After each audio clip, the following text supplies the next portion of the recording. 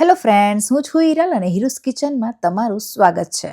તો આજે આપણે બનાવીશું એકદમ ચટપટા, ક્રિસ્પી અને ખૂબ જ ટેસ્ટી તેવા મસાલા બટાકા, અને તે પણ કુકર વગર અને બાફવાની ઝંઝટ વગર માત્ર 5 થી 10 મિનિટમાં જ બનીને તૈયાર થઈ જાય છે. તો ચાલો બનાવવાનું શરૂ કરીએ. અને હા, તમને જો મારી રેસિપીઓ ગમતી હોય તો ચેનલને સબસ્ક્રાઇબ કરી બાજુમાં આપેલી ઘંટીને દબાવી ઓલ પર ક્લિક કરી દેજો, જેથી મારા બધા જ વિડીયો સૌથી પહેલાં તમારી પાસે પહોંચે. સૌથી પહેલાં લઈશું એક મિક્સર જાર, અને મિક્સર જારમાં લઈશું 1 બાઉલ જેટલા ઝીણા કટ કરેલા ધાણા. સાથે જ લઈશું એક તીખું લીલું મરચું, જેને આ રીતે કટ કરીને પછી જ એડ કરીશું. સાથે જ લઈશું એક નાનો આદુનો ટુકડો, તો આદુને પણ એકદમ ઝીણું કટ કરીને પછી જ એડ કરીશું. સાથે જ લઈશું મીઠા લીમડાના પાન. આનાથી આ ચટણી ટેસ્ટમાં ખૂબ જ સરસ લાગે છે. સાથે જ લઈશું થોડા કાચા સિંગદાણા, તો તમે કાચા સિંગદાણાની જગ્યાએ દાળિયા પણ લઈ શકો છો. સાથે જ લઈશું અડધી ચમચી જીરું. સાથે જ એડ કરીશું સ્વાદ અનુસાર મીઠું. સાથે જ એડ કરીશું અડધા લીંબુનો રસ. સાથે જ થોડું પાણી એડ કરી લઈશું. હવે મિક્સર જારનું ઢાંકણ બંધ કરી આ બધી જ વસ્તુને બરાબર ક્રશ કરી લઈશું. તો આ જુઓ, ખૂબ જ ટેસ્ટી તેવી ગ્રીન ચટણી બનીને તૈયાર છે. તો આ ગ્રીન ચટણી થેપલા અને આલુ પરોઠા સાથે તો ખૂબ જ ટેસ્ટી લાગે છે. હવે મેં અહીંયા 3 જેટલા કાચા બટાકા લઈ લીધા છે. હવે બટાકાને ચોખ્ખા પાણીથી બરાબર ધોઈ લઈશું. આનાથી શું થશે કે બટાકા પરની માટી કે કચરો ખૂબ જ સરળતાથી નીકળી જશે. તો બટાકાને મેં બરાબર ધોઈ લીધા છે અને લૂછીને કોરા કરી લીધા છે. હવે બટાકાની છાલ આ રીતે કાઢી લઈશું, અને આવો ખરાબ ભાગ હોય તેને આ રીતે ચપ્પાની મદદથી ગોળ ફેરવીને કાઢી લઈશું.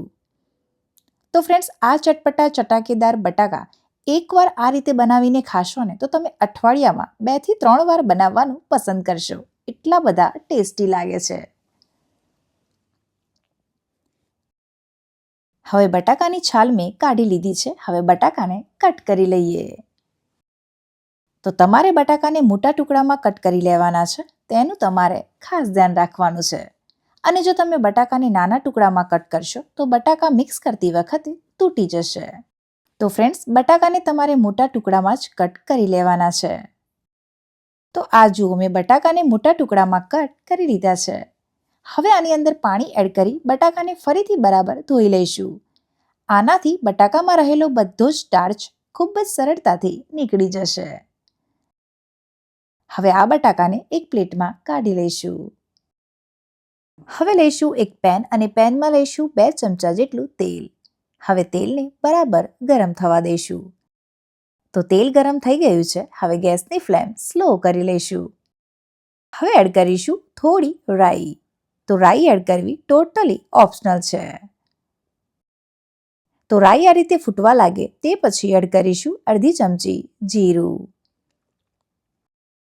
સાથે જ એડ કરીશું ચપટી હિંગ. સાથે જ એડ કરીશું મીઠા લીમડાના પાન. સાથે તરત જ એડ કરીશું કટ કરેલા બટાકા. સાથે જ એડ કરીશું સ્વાદ અનુસાર મીઠું. આનાથી શું થશે કે બટાકા જે છે તે ખૂબ જ ઝડપથી ચડી જશે. હવે બટાકાને બરાબર મિક્સ કરી લઈશું.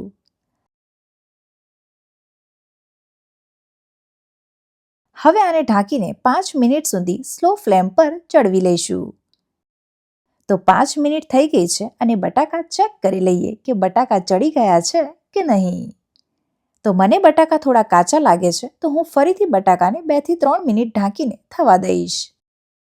તો 2 થી 3 મિનિટ થઈ ગઈ છે, અને હું તમને બટાકા કટ કરીને પણ બતાવી દઉં છું.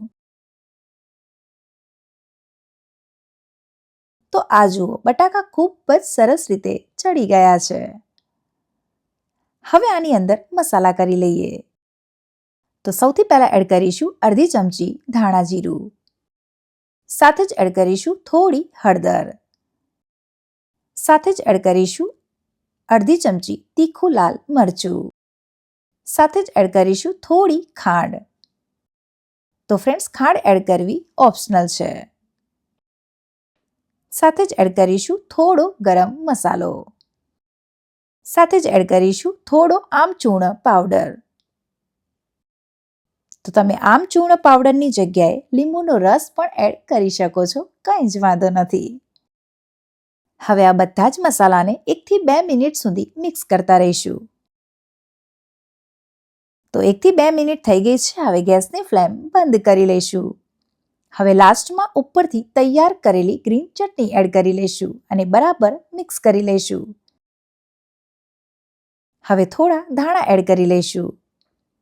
તો તૈયાર છે એકદમ ચટાકેદાર અને ખૂબ જ ટેસ્ટી તેવા મસાલા બટાકા, જે અડદના પાપડ, ભૂંગળા કે પછી ખીચું પાપડ સાથે તો ખૂબ જ ટેસ્ટી લાગે છે. તો ફ્રેન્ડ્સ, મારી આ રેસીપી એકવાર જરૂરથી ટ્રાય કરજો અને તમને આ રેસીપી કેવી લાગી તે કમેન્ટમાં જરૂરથી જણાવજો.